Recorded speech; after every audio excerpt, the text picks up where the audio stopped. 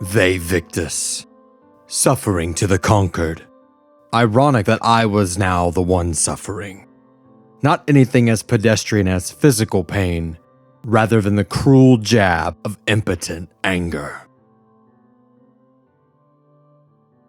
Now, with this episode's title and those Shakespearean words, it might sound like we are about to dive right back into my blood-drenched past.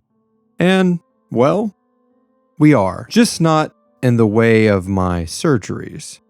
But no, we are about to jump right into the first of many deep dives that I will be dredging up on the Legacy of Kain series. But before you shut off the podcast because of the video game topic, please bear in mind that I am not trying to sell you on this game as a joyful controller experience, because it's not. Blood Omen is stained by the smudged lenses of my super thick 26-year-old nostalgia goggles. If anything, and my story does interest you, then you should definitely go watch a playthrough on YouTube just to hear the dialogue alone, for it's genuinely a gothic, theatrical experience. And that's about it for my review of it as a video game. After all, I am not a true critic in this field. However, this game series and its perfectly tragic story were immense in creating the type of storyteller that I am today.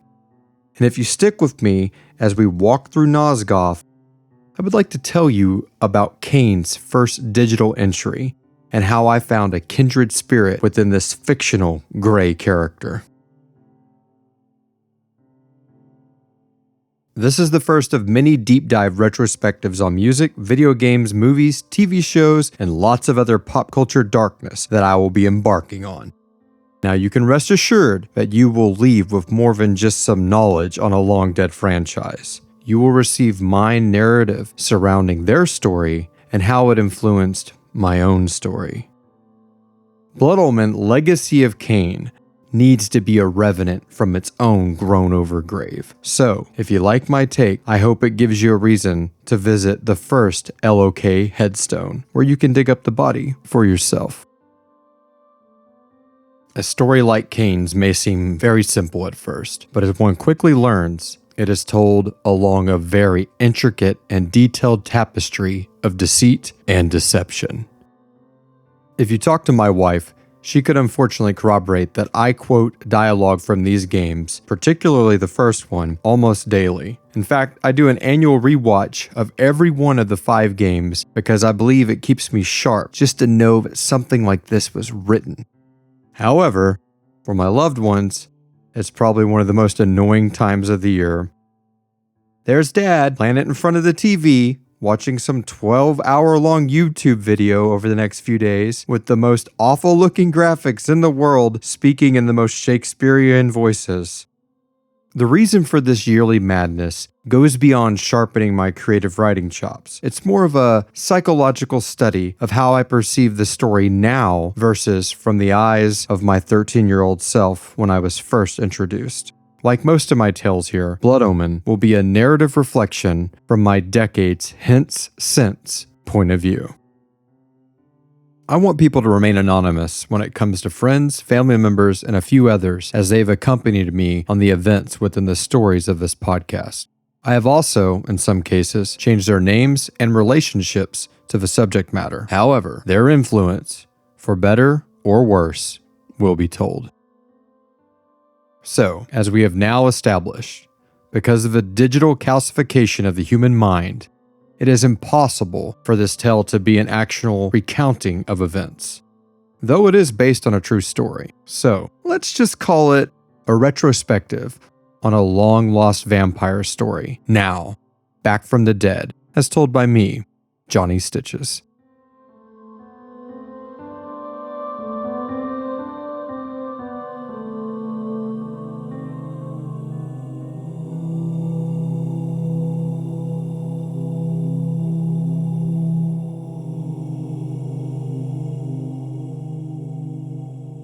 The tavern is closing. Best be on your way, stranger. What? No mug of ale for a weary traveler from distant Corhagen? I can reward you well, for I am of noble blood. I stay open for no man in these dark times. Things come with the night that no sane man would welcome. And so I left, cold of heart and soul, forced to the road in the long, bitter night.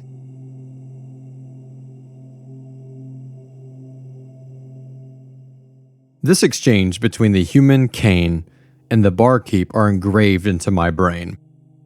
I've only completed the game twice in my life, but I've probably started it over a dozen, as well as watching it online for more than 2 dozen. And as I stated earlier, the gameplay is dated. I mean, it's bad. Like, really bad. But I love it. And there is something almost monolithic to it in scope, even though at its heart, it's just a top-down 2D narrative traversal story. But for my young heart, it would open up a world of possibility that would eventually define my contributions to storytelling. So let's set the stage. It's the fall of 1998, and I am in the opening months of my 13th year on this wicked rock.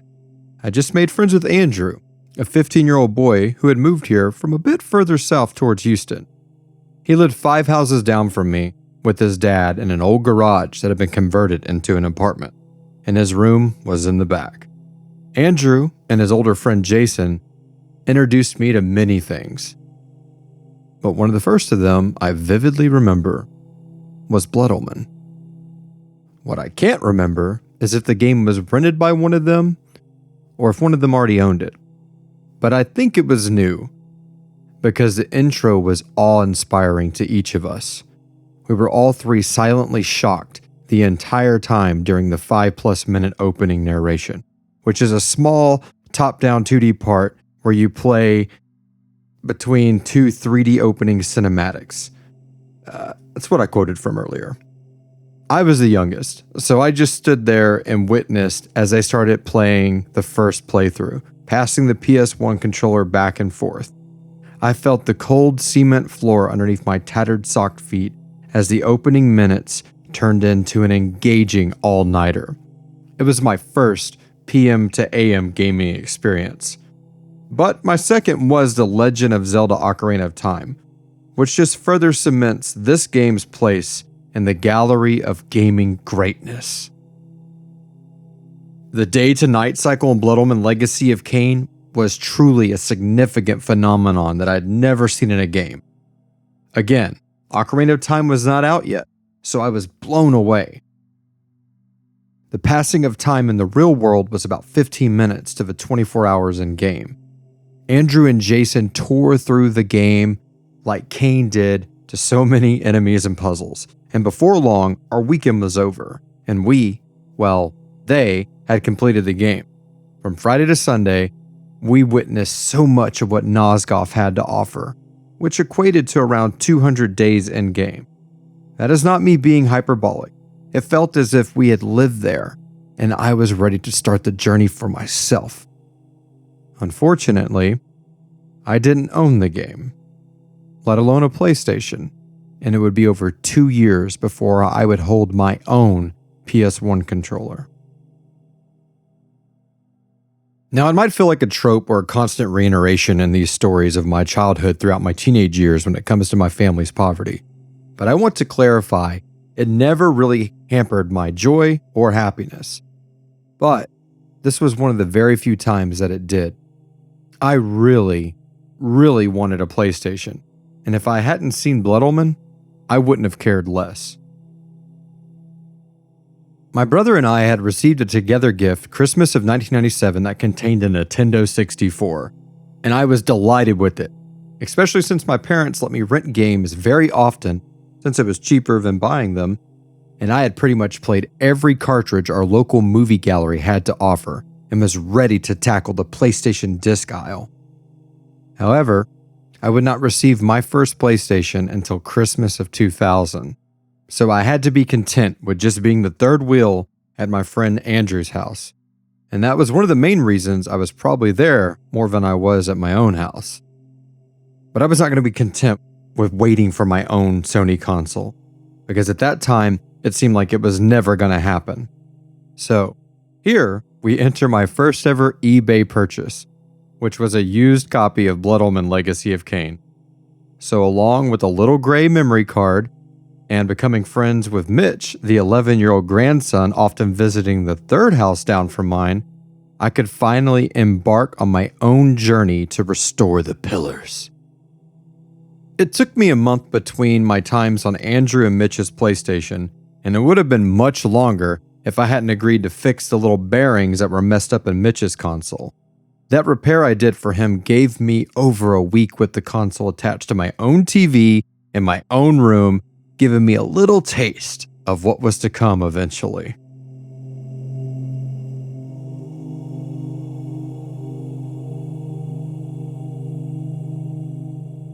Let's boot up the game, shall we?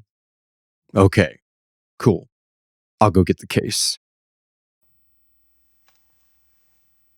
The cover art looks like an homage to Bela Lugosi's eyes in White Zombie, or the cover of the Cape Fear VHS. And the disc here, it's the same art, just with a two-colored print of purple and silver. Okay, let's place the disc down and push it under these little sensitive bearings. And now we close the lid and power up the PlayStation. Ah, I love that sound.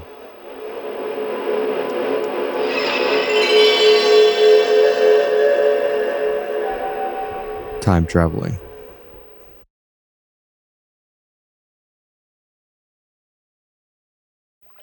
We got an Activision logo.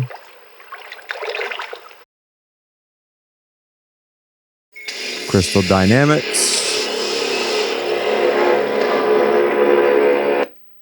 Silicon Knights. Navigate the menu here. Now here comes my favorite all caps bloody nonsensical text. I feel like I've heard this over 1 million times. You ready?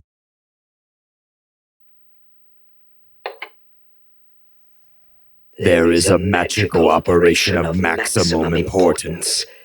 The initiation of a new aeon.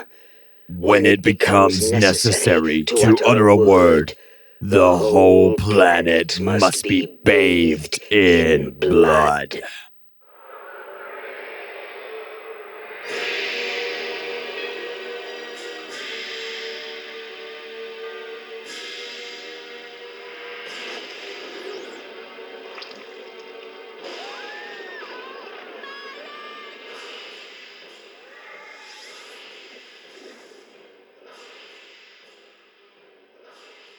As a kid, I could never understand how this related to the game, and later on, how it was even relevant to the series at all. I was in my mid-20s when I finally looked it up. It turned out to be a quote from Aleister Crowley from the book called Magic in Theory and Practice, which did explain the rambling nature and dramatic mysticism, but the more I thought about it, the quote, utter a word, unquote part, the more I realized how much it related to the plot, and in hindsight, how it addressed the ending of the game.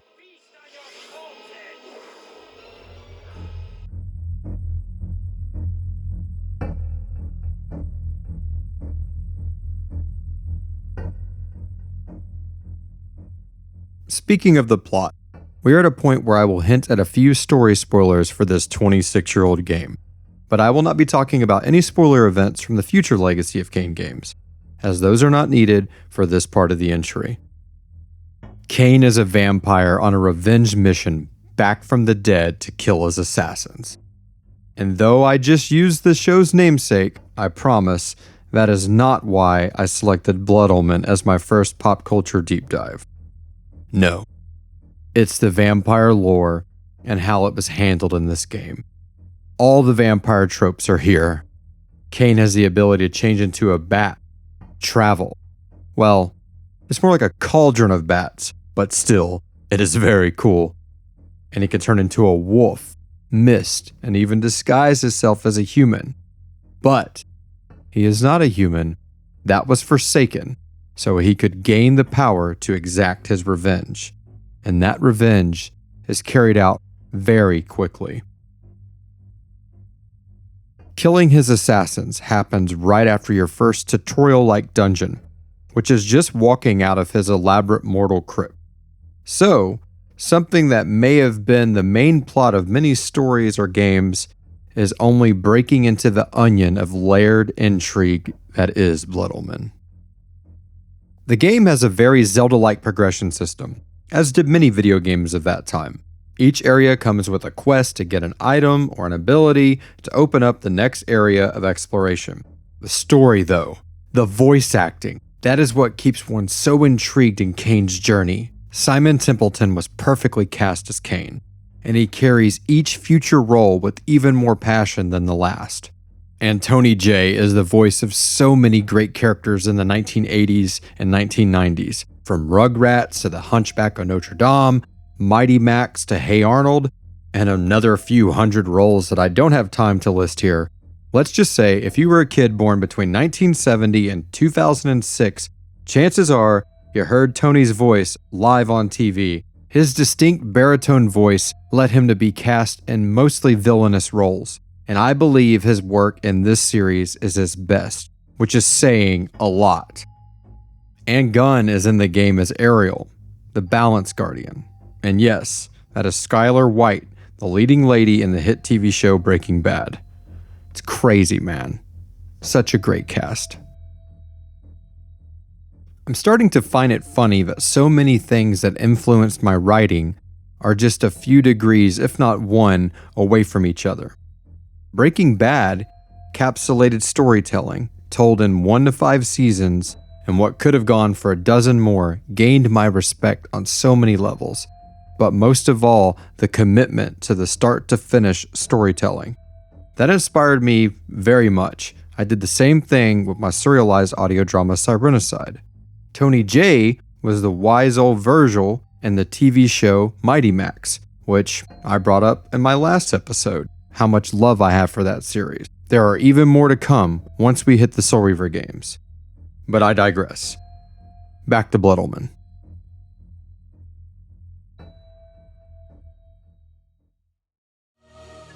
Their searing faces were forever etched upon my memory. I had crossed death for this moment. My mind was empty save for one thought. I would kill. After killing the brigands and drinking their blood, he says, "There is no greater release than that from vengeance sated. With my assassins dead, my quest was over." Then Tony Jay's Mortanius voiceover comes over and responds with this line, and I love it. "'Tis not over, Kain. These fools were merely the instruments of your murder, not the cause. Look to their masters, look to the pillars, and gain way to the fortress of the mind." I know. I'm no Simon Templeton or Tony Jay, but damn, the dialogue in this game is so great.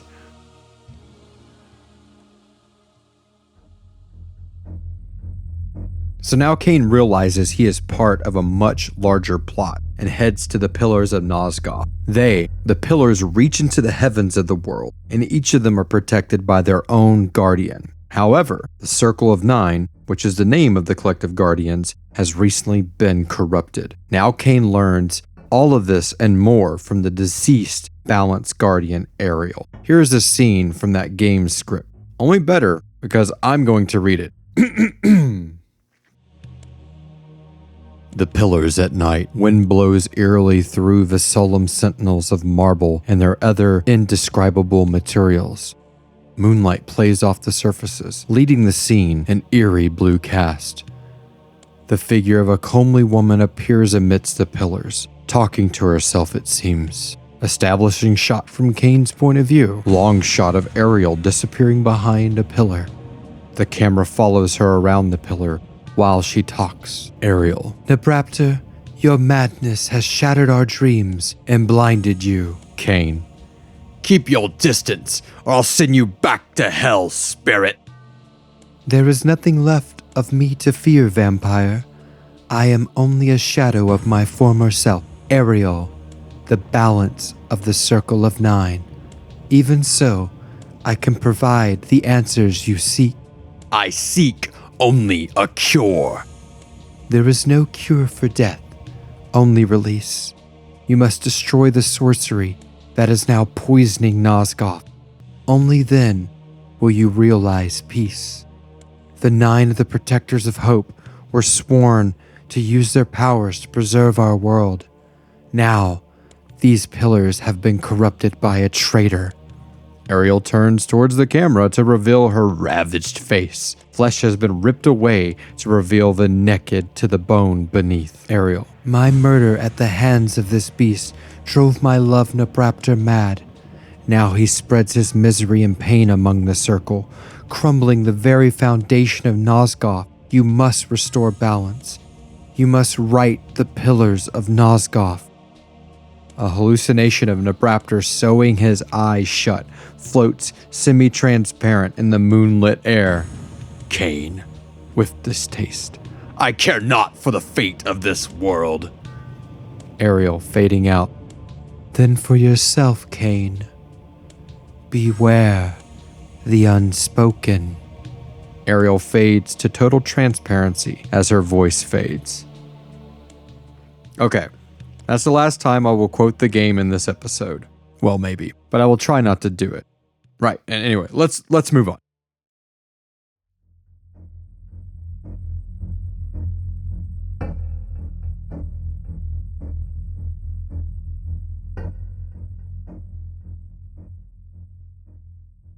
From here, Kain learns more about the plot set in motion by the Unspoken and hunts down the remaining members of the Circle of Nine. However, there's a twist to this plot when the time streamer Mobius tricks Kain. He is the guardian of the Pillar of Time. Mobius is killed by Kain in this title, just like all the other guardians. But unlike them, he is crucial to the plot of the Soul Reaver games, and we will see him again. After Kain restores the other 8 pillars, only one remains corrupted, the Pillar of Balance. He realizes then that he is the new Balance Guardian, and he must choose Oblivion so all the pillars can be restored and new Guardians can be born. The choice in this game is left up to the player. There is so much more to this story, and I implore you to check out the storyline video for this game I have listed in the show notes, or find you another one. There's a lot of them out there. I mean, I can't stress enough, it is like a great novel or a memorable movie, and it's a Shakespearean masterpiece in every way. Pure Gothic poetry, the dialogues, personalities, and so much of this game that applies to real life. It'll make you think in the future about your consequences of your actions and not being blinded by your emotions. It just opens up so many chambers in the mind. It is just so cool. Okay, now at the end of the game, you can choose to damn the world or restore it. This makes you feel like free will belongs to you as the player, and you have been in control of the story all along.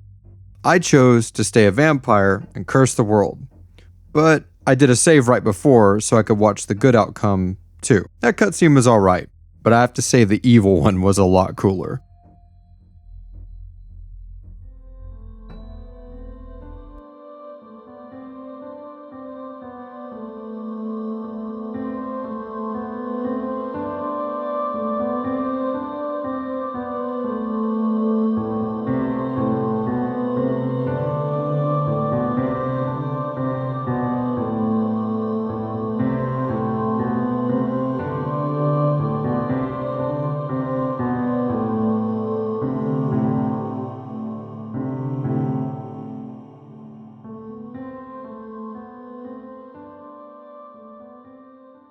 So you might be asking yourself, how did this game impact a deep East Texas metal kid between the ages of 13 and 14 so heavily?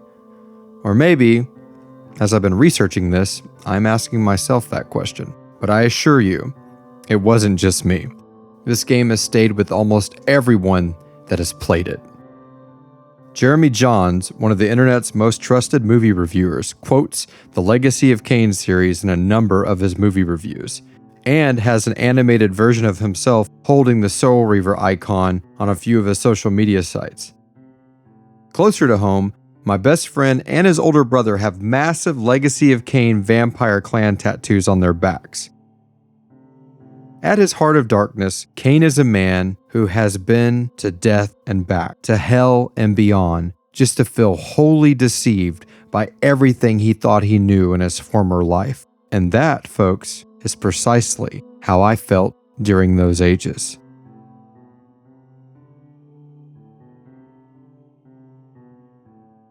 One quick side note before we finish up.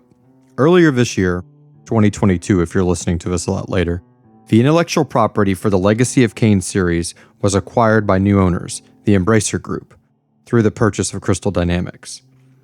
They sent out a survey seeking interest on the revival of the long-dead franchise. They received over 100,000 positive responses. Of course, I and a few that I've just brought up participated. So, we might see a new sequel, or a remaster, or a massive remake. Either way, as of today, the future looks very bright for Nosgoth.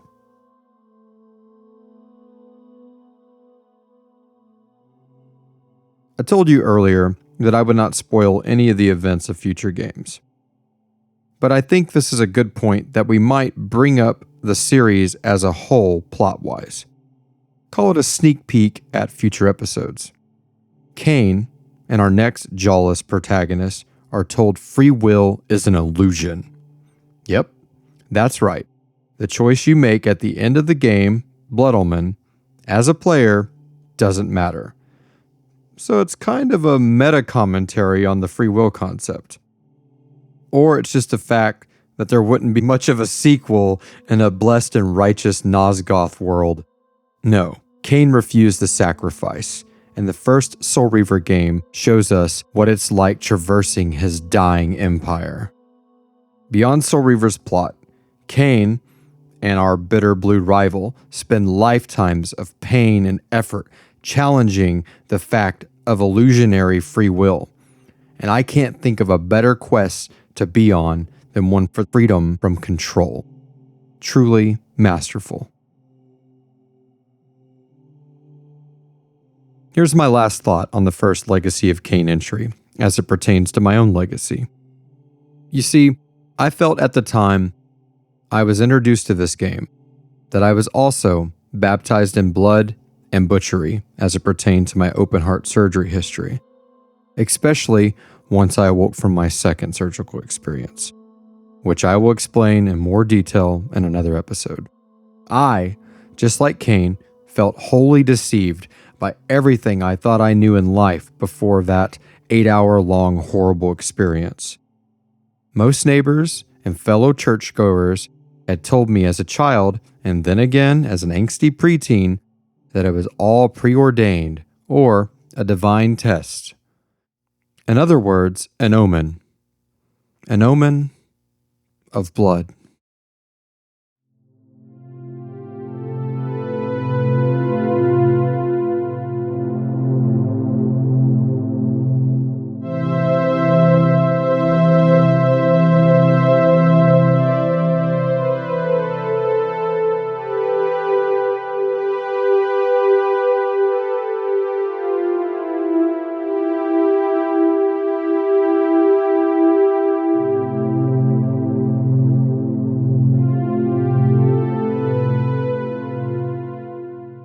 Okay, here's 2 more for the road. Ready?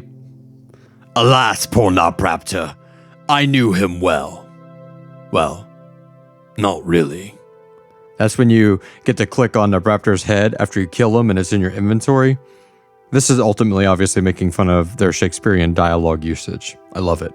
Okay, last one. Here we go. Here Mobius is going to be lying on the ground, cowering as Kain is like over him. Mobius choking and wincing, filled with hate and madness. That's what the script says. You have seen my plan, vampire, as I have seen your destiny. The future says you die. And Kain's like, but I am dead, and then he cuts Mobius's head off. as are you. All right, I'm done with the quotes. All right. This show was written and produced by me, Johnny Stitches. You can check out my social links in the description below. The episode music was performed by Eon Code. You can email the show, johnnystitches@gmail.com. You can check out my other audio drama podcast if you're into anthology. Well, you can check out Hearing the Haunted. If you're into serialized horror stories, you can check out Cyrenicide, and you can see all that Legacy of Kain influence going on. Back from the Dead is made possible by our passionate patrons. Joining the Scarred Ones will get you access to amazing free merch and shoutouts on the show. But most importantly, it keeps this show from becoming a ghost itself. Find out more at patreon.com/Cyrenicide. That's SIRENICIDE. We are grateful for everybody that supports us there, because without it, this show wouldn't be possible. Please consider rating and reviewing this show in your favorite podcast app. For Back from the Dead merch, Hearing the Haunted, or Cyrenicide stuff, including some super comfy t-shirts, please stop by our store at tpublic.com/Cyrenicide. Stay up to date on all things by following me on all my socials. Again, Twitter's, Facebook's, Facebook group, and all that stuff. It's listed in the show notes. Thanks again for joining in, and I hope you'll come back from wherever you are next time. And now, I will make my choice.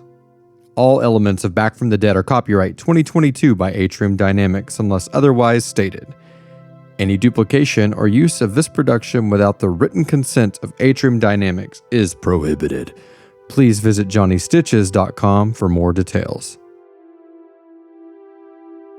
Vae Victus.